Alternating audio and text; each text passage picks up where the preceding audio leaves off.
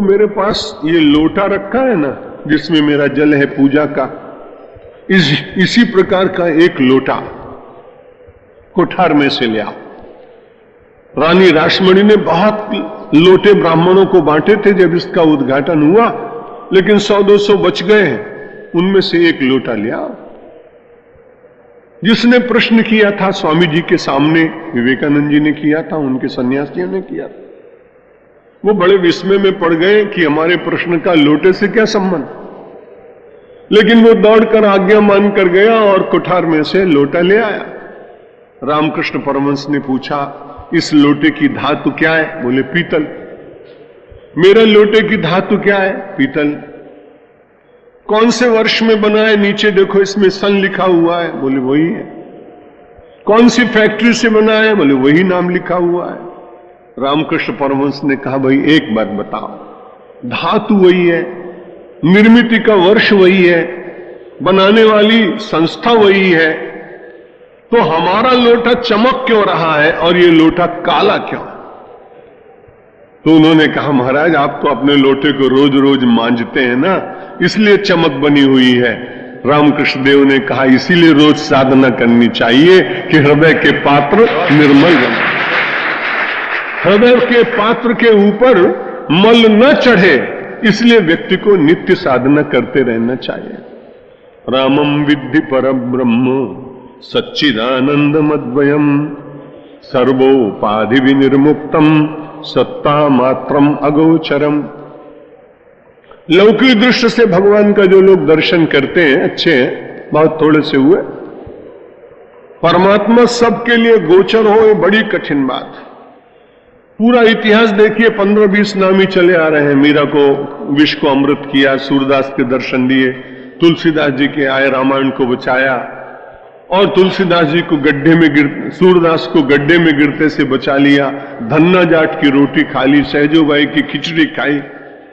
पूरा इतिहास पढ़िए तो 50-60 नाम निरंतर चले आ रहे हैं, क्योंकि परमात्मा गोचर होता है बहुत थोड़ों के लिए और परमात्मा अगोचर होता है सबके लिए। अगोचर का अर्थ है अनुभूति। परमात्मा की अनुभूति का अधिकार बहुत लोगों को है और परमात्मा के साक्षात्कार सगुण साकार के रूप में उन्हें प्राप्त करना सब लोगों की मश की बात नहीं, क्योंकि उतना समर्पण नहीं हो पाता। कहीं ना कहीं अहंकार बना रहता है। वैसा होना चाहिए। परसों यहां भंडारा हुआ तो एक साधु मुझे मिले, बोले महाराज बहुत ज्यादा लोगों की संख्या में जब भंडारा होता है तब कभी कभी गड़बड़ हो जाती है, आप अध्यक्ष हैं इसलिए आपसे निवेदन करता हूं। मैंने बताओ। उन्होंने कहा कि परसों चावल कच्चे रह गए थे। मैंने कहा आपने बिल्कुल ठीक बात कही, मैं अपने भंडारी को बता दूंगा, लेकिन ये तो बिल्कुल साधना की बात है। अगुण सगुण साकार का दर्शन करना चाहो तो एक भी कणी नहीं रहनी चाहिए, और जब तक आप गलेंगे नहीं और आपका अहंकार नहीं गलेगा तब तक प्रभु का साक्षात्कार नहीं हो सकता। साधना यूं मान लीजिए कि चावल को कच्चा नहीं रहने देती। ये जीव रूपी चावल साधना की तपेली में उबलते उबलते अपने सारे जितने भीतर के दोष हैं उनको गला के फेंक देता है। फिर वैष्णव लोगों में तो कहते भी हैं चावल पक गया, ऐसे नहीं पूछते चावल सिद्ध हो गया? बोले हाँ सिद्ध हो गया। तो वास्तव में मनुष्य के अंतर की एक भी कणिका शेष न रह जाए, ये सरल काम नहीं है, लेकिन सत्ता मात्रम, परमात्मा की वो सत्ता मात्र है। मन तथा इंद्रियों के द्वारा वो अगोचर है, अविषय। आनंदम निर्मलम शांतम निर्विकारम निरंजनम सर्वव्यापी मन आत्मानम स्वप्रकाशम अकल्मषम माम विद्धि मूल प्रगतिम सर्गस्थित्यंतकारिणीम तस्य सन्निधि मात्रेण सजाम इदम अतंद्रिता। जानकी जी कह रही है कि परमात्मा जो है वो संपूर्ण रूप से निर्मल है, निर्विकार है, निरंजन है और सारे संसार में आत्मा के रूप में व्याप्त हो रहा है और सारे संसार का भी प्रकाशक है और अपना भी प्रकाशक है। परमात्मा स्वप्रकाश है, इसलिए कई महात्माओं का नाम स्वयं प्रकाशानंद होता है। हमारे भी एक शिष्य है, क्योंकि वो स्वयं प्रकाशक है परमात्मा, इसलिए उसे किसी दूसरे की जरूरत नहीं। रात में अंधेरा हो, लोग एकदम से चिल्लाएं कि सांप निकल आया, तो उस सांप को देखने के लिए आप क्या करते हैं? बैटरी उठाते हैं, टॉर्च। संसार की जितनी वस्तुएं अंधकार में, वो किसी प्रकाश के माध्यम से देखी जाती। लेकिन यदि आपको अपने को ही देखना हो, तो आप बताइए कि आपके अंतर में कौन सी टॉर्च चलेगी?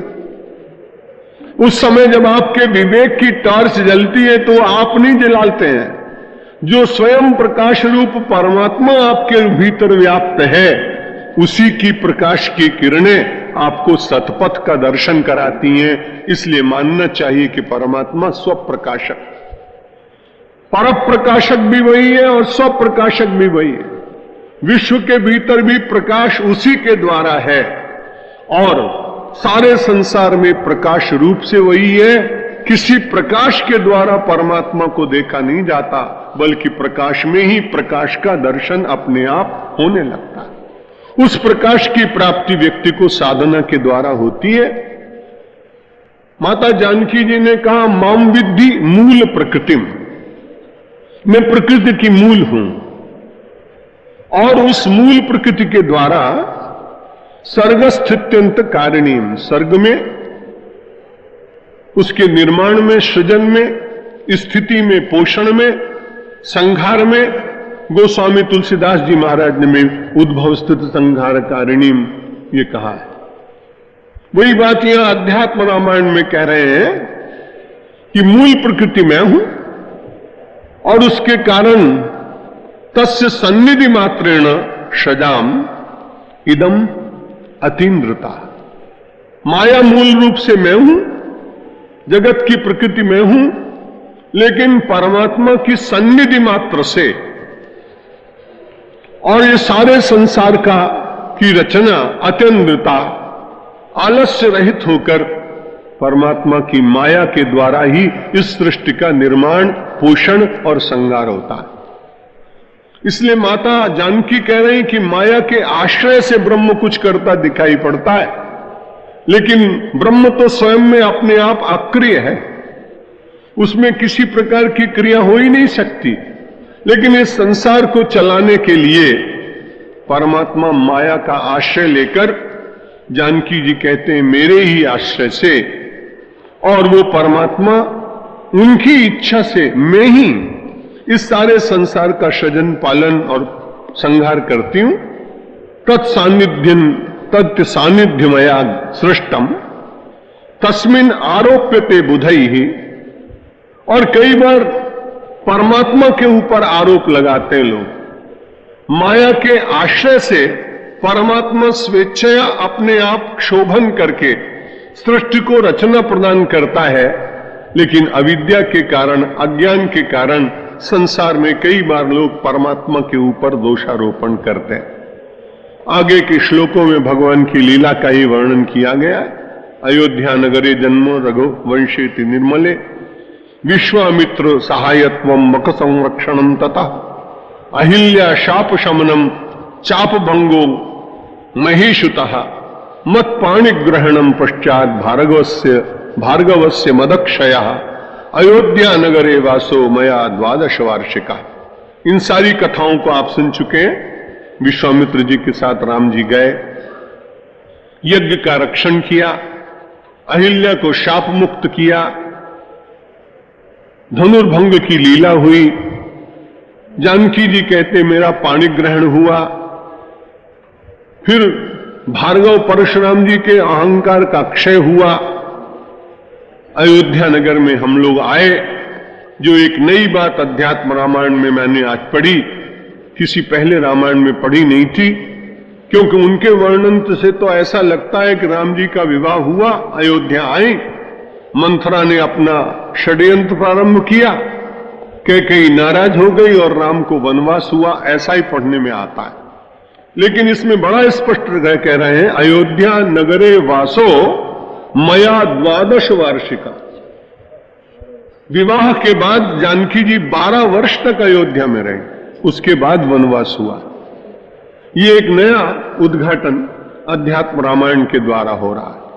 अयोध्या नगरे वासो मया 12 वार्षिकः, मैं 12 वर्ष तक भगवान श्री राम के साथ अयोध्या में निवास करती रही। और उसके बाद दंडकारण्य गमनम विराधवद एव च माया मारीच मरणम माया सीता ऋतिस्तथा।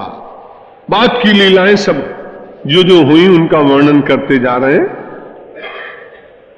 फिर वो सारा होने के बाद में विभीषण को राज्य का दान हो गया। पुष्पकेण मया सह, और पुष्पक विमान पर बैठकर उत्तरकांड में भी उसका वर्णन आता है, भगवान अयोध्या आए।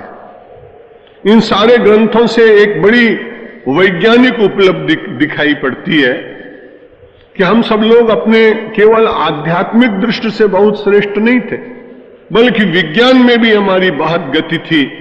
यदि ऐसा नहीं होता तो पुष्पक विमान कहां से आया।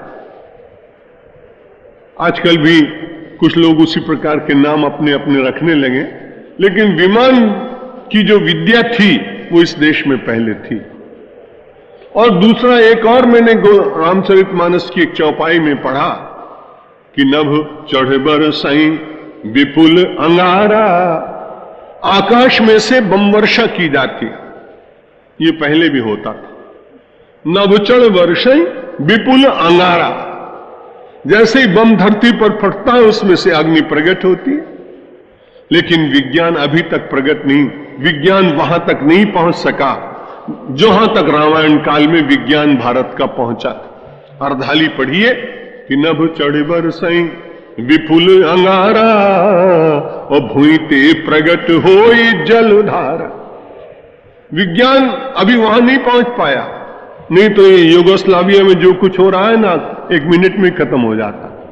वो विज्ञान में बताते हैं कि जब ऊपर से कोई बम्बार्डमेंट कर देता था तो दूसरे शस्त्र को जानने वाला व्यक्ति ऐसा शस्त्र फेंकता था कि धरती में से पानी की धारा प्रकट हो जाती थी और बम के जितनी भी अग्नि है वो सब शमित हो जाती। विज्ञान वहां तक पहुंचा कि वो मिसाइल से फेंक सकता है, बमों को डाल सकता है, लेकिन विज्ञान के द्वारा तुरंत जल की धाराएं प्रकट हो जाएं और अग्नि शमित हो जाए, वहां विज्ञान अभी नहीं पहुंचा है। लगता है कि विज्ञान को भारतवर्ष के इस विज्ञान तक पहुंचने में अभी पर्याप्त समय लगे।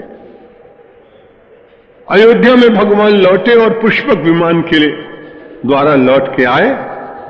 अयोध्या गमनम पश्चात राज्ये रामाभिषेचनम एवं आदीनि कर्माणि ममैवाचरितान्यपि। मेरे ही आश्रय से या उनकी आज्ञा से मैंने इन सब कार्यों को पूर्ण किया, क्योंकि वो तो सच्चिदानंद भगवान है। बार बार ये बात जानकी जी कह रही हैं, क्योंकि हनुमान जी को कहीं ऐसा न हो जाए कि राम जी कुछ करते हैं। अगर राम जी कुछ करते हैं तो अभी बोल चुके हैं कि रामम विद्धि परम ब्रह्म, तो ब्रह्म तो कुछ करता नहीं। इसलिए फिर बड़े स्पष्ट रूप से कहती जानकी माता कि रामो न गच्छति न तिष्ठति न अनुशोचति आकांक्षते त्यजति नो न करोति किंचित आनंद मूर्ति रचल परिणामहीनो कि माया गुणा ननुगतो ही तथा विभाति। माया का आश्रय ले लेने के कारण अनुभाति, ऐसा लगता है कि राम कुछ कर रहे हैं, लेकिन बड़ी सीधी सी बात कहते हैं। जानकी माता जी कह रही कि रामो न गच्छति, राम न तो कहीं जाते हैं, न तिष्ठति, न कहीं बैठते हैं, न शोचति, न कभी शोक करते, न आकांक्षते। अगर राम भी आकांक्षा करने लगे तो जीव हो जाएगा, क्योंकि आकांक्षा तो मनुष्य के भीतर जागती है। अतृप्त हम सब लोगों के पूर्व जन्म के जो शेष हैं वो बार बार प्रकट होते हैं, और सामान्य व्यक्ति से लेकर और राजा पर्यंत तक कोई न कोई आकांक्षा में व्यक्ति जीता है। तो राम आकांक्षा में कैसे जिए? जानकी जी निषेध करती हैं, रामो न गच्छति, राम जाते नहीं, राम कहीं तिष्ठति बैठते नहीं, राम सोचते नहीं, न कांक्षते, आकांक्षा नहीं करते, त्यजति नो न करोति किंचित, न कुछ ग्रहण करते और न कुछ छोड़ते। जहां ग्रहण भी नहीं है और जहां परित्याग भी नहीं। तो उन्होंने कहा कि जब ऐसा है तो है क्या राम? न जाते हैं, न बैठते हैं, न आकांक्षा करते हैं, तो भगवान है क्या? तो फिर पहले ब्रह्म बताया और यहां जानकी जी कह रही आनंद मूर्ति। भगवान तो आनंद की मूर्ति, और मूर्ति शब्द का प्रयोग किया, बड़ा अच्छा किया। आप जानते हैं कि मूर्ति की जब प्रतिष्ठा होती है तो चलती नहीं है। किसी भी मंदिर में वेद मंत्रों के द्वारा प्रतिष्ठा हो जाने के बाद मूर्ति चलती नहीं है। लोग कहते हैं 400 वर्ष पुरानी प्रतिमा, 1000 वर्ष पुरानी प्रतिमा है। जैसे मूर्ति कहीं चलती नहीं है, और मूर्ति चलती नहीं है तो 1 करोड़ आदमी, वर्ष में 50 लाख आदमी वेंकटेश्वर भगवान के दर्शन करने के लिए क्यों जाते? तिरुपति में क्यों जाते? भगवान तो चलते नहीं, वो तो अचल है। तो फिर मानव को मिलता क्या है? तब भगवान तो अचल है, लेकिन आपकी श्रद्धा उस मूर्ति में से आनंद और मनोरथ को पूर्ण करने के लिए स्वयं श्रद्धा उसके भीतर से कुछ खींच कर ले जाती है। आनंद मूर्ति है, इसलिए आनंद ही वहां से मिलेगा। अगर आप किसी खारे पानी के कुएं से पानी भर करके लाएं तो खारा होगा, नमकीन होगा, और अगर आप गंगा जी में से जल लाएं तो अमृत के तुल्य होगा। तो जो आनंद मूर्ति परमात्मा है वो अचल है। अचल उस परमात्मा के होने पर भी, और परिणामहीन, उसमें कभी कोई परिणाम नहीं होता।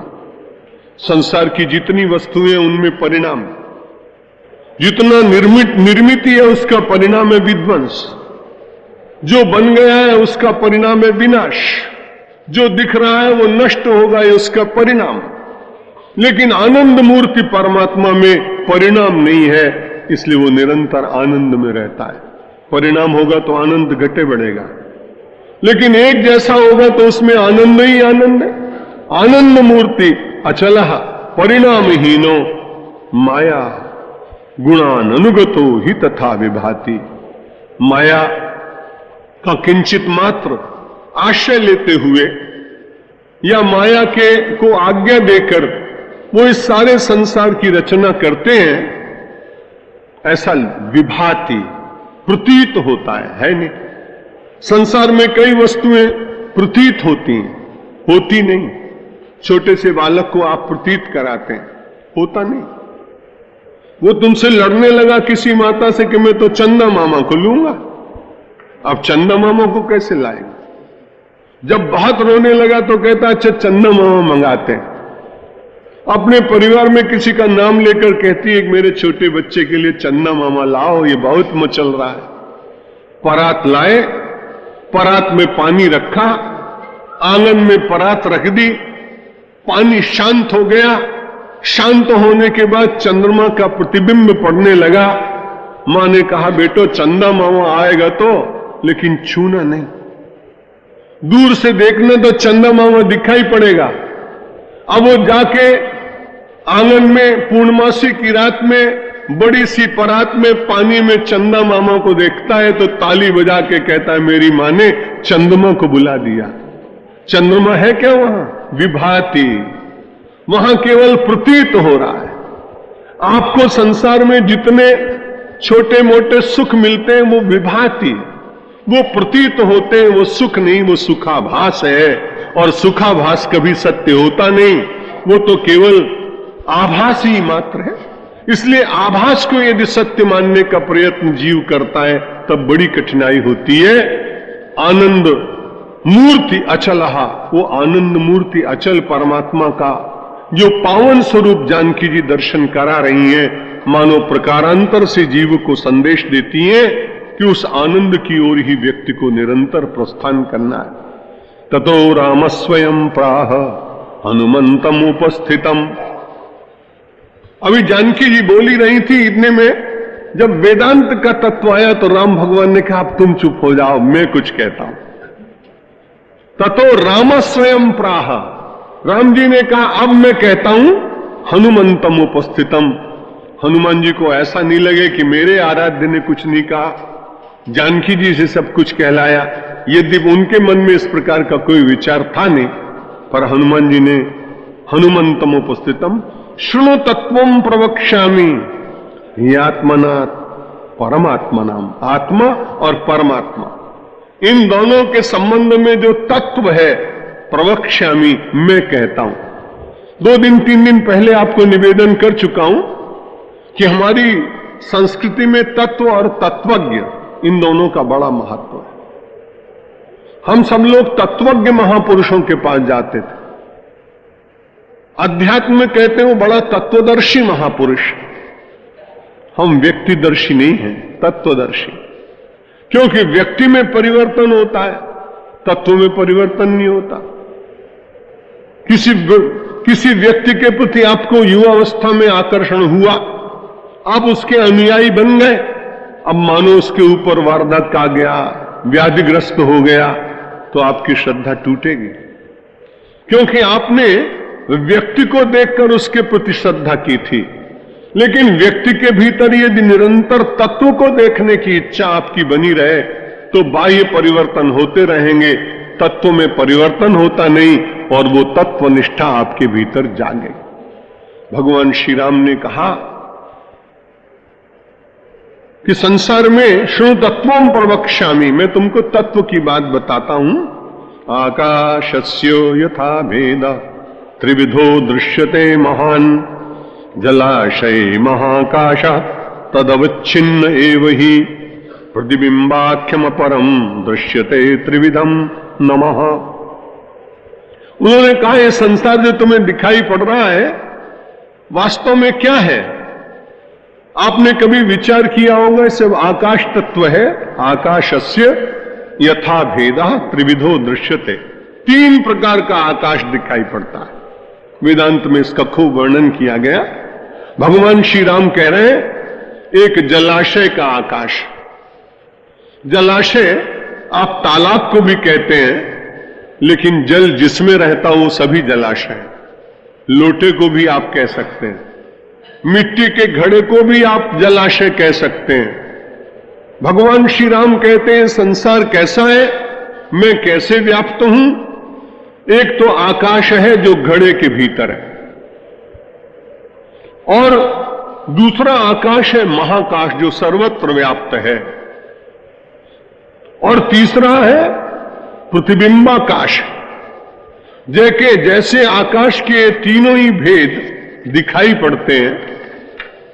किसी वस्तु का किसी वस्तु में प्रतिबिंब पड़ा तो वो प्रतिबिंबाकाश, और जो घड़े के भीतर अवकाश है, खालीपना है, वो घटाकाश, और जो सारे संसार में व्याप्त है वो महाकाश।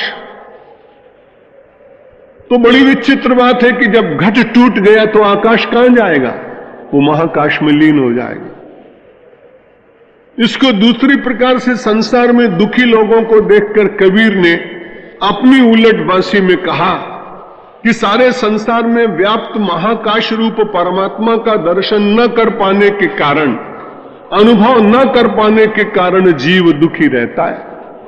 और बड़ा अच्छा उदाहरण दिया कि पानी बिच मीन पियासी, मोई सुनी सुनी आवे हासी, पानी बिच मीन पियासी। दूसरे स्थान पर कहा कि घट में पानी, पानी में घट है, अंतर बाहर पानी और फूटा घट, जल जल ही समाना, ये तथ्य कहो ज्ञानी। ज्ञानी से उन्होंने कहा कि बताओ इसका तथ्य क्या है? घड़े में पानी था, पानी में घड़ा था, घट में जल है, जल में घट है, भीतर बाहर पानी और फूटा घट, जल जल ही समाना, ये तथ्य कहो ज्ञानी। तो कहते तथ्य यही है कि उपाधि सत्य नहीं है, आदि सत्य नहीं है, व्याधि सत्य नहीं है, घटाकाश सत्य नहीं है, मठाकाश सत्य नहीं है। जो कुछ परिच्छिन्न है वो सत्य नहीं है, जो अपरिच्छिन्न है वही वास्तव में परमात्मा है। और उसी को अध्यात्म रामायण के ब्रह्म तत्व राम के रूप में वर्णन किया गया है। अग्रिम चर्चा कल करेंगे। बोलो सच्चिदानंद भगवान श्री राम जय जय हम श्री राम जय जय राम श्री राम जय जय राम श्री राम श्री राम जय जय राम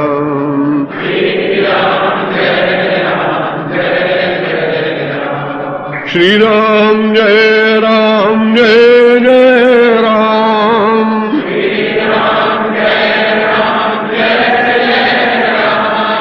श्री राम जय जय राम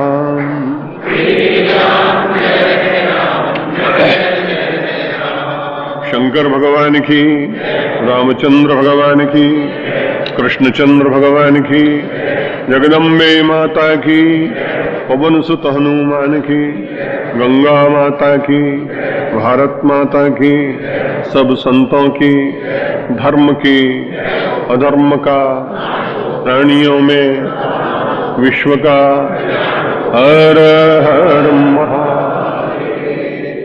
साधना शिविर में कृपा करके अनुशासन का खूब पालन करिएगा। ब्रह्मजीत शर्मा जी हैं सर्वाधिकारी उस साधना शिविर के, जैसा जैसे आपको निर्देश दें कृपा करके उसका पालन करने का यत्न करिएगा, क्योंकि एक व्यक्ति की अव्यवस्था के कारण फिर कई लोगों को अव्यवस्था हो जाती है। साधना शिविर का अर्थ है कष्टपूर्वक 7-8 दिन व्यतीत करने की स्वेच्छया तैयारी, क्योंकि उसमें असुविधा तो होती है। अब जिन लोगों को सवेरे उठने की आदत नहीं, प्राणायाम करने की आदत नहीं, आसन करने की आदत नहीं, अभी तो मैंने कल रात को आपको बता दिया है कि भोजन में भी एक आध दिन ऐसी असुविधा होने वाली है, तो हर बार होता ही है यहाँ। तो उसमें अपने मन को प्रसन्न रखने की चेष्टा करिए। मन को मत करिए प्रसन्न, मनसस्तु पराज बुद्धे यो बुद्धे परतस्तु सा। मन से श्रेष्ठ जो बुद्धि है, मन का आनंद तो आदमी लेता है लेकिन बड़ा दुखदायी होता है, इसलिए बुद्धि और विवेक के आनंद में जीने की चेष्टा करेंगे। बहुत बहुत धन्यवाद। प्रणाम सब लोग प्रायः कर चुके हैं प्रातःकाल, इसलिए एक एक व्यक्ति आएगा तो बड़ी कठिनाई होगी। मानसिक प्रणाम करिए, आपके प्रणाम में वहीं से स्वीकार करता हूं।